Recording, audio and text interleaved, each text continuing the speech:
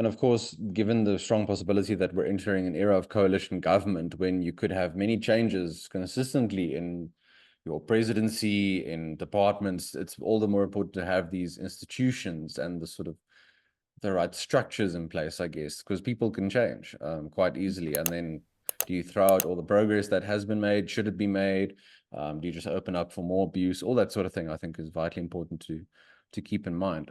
Sara, just a final question around highlighting some of the biggest risks or implications. You've mentioned sort of the abuse of power, but especially for, I mean, businesses operating in South Africa, obviously a big risk here is to NGOs, those who might be more critical of the government. It could be said it's not in the national interest to criticize the government, all that sort of thing, but specifically for those in the private sector trying to run businesses, do you think there are any implications for them to look at and keep in mind here? I don't think specifically. I think the businesses, funny enough, and business, as we've seen from Eskom, state capture, Transnet, business and its relationship with the state, or certain businesses and their relationships with the state, have basically brought this country to its knees. And perhaps with a proper security scenario in place, there would be,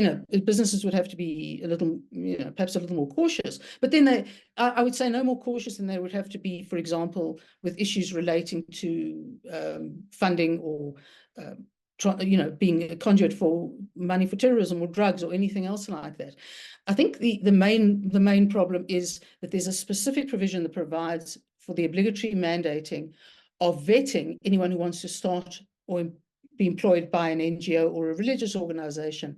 Now, that is creepy. And it's creepy because there is no reason why NGOs or religious organizations shouldn't be dealt with like business. In other words, if they're up to no good, the security agencies, criminal agencies, police, they could look into that by virtue of the suspicion of no good activities taking place.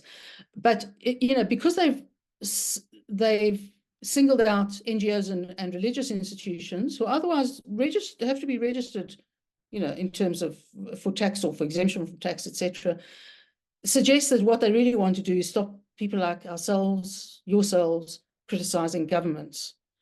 And that's been on a threat for a very long time. And the problem with that is, of course, the biggest protection, or one of the biggest protections against state abuse, has been a very robust civil society. So certainly I would say that business's role, and as civil society helps business in many respects, business must stand behind civil society on this stuff.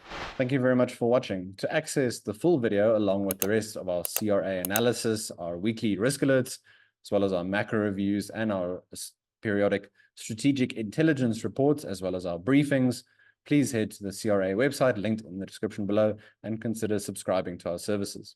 Until next time, Chris Hattingh here for the Center for Risk Analysis. Take care.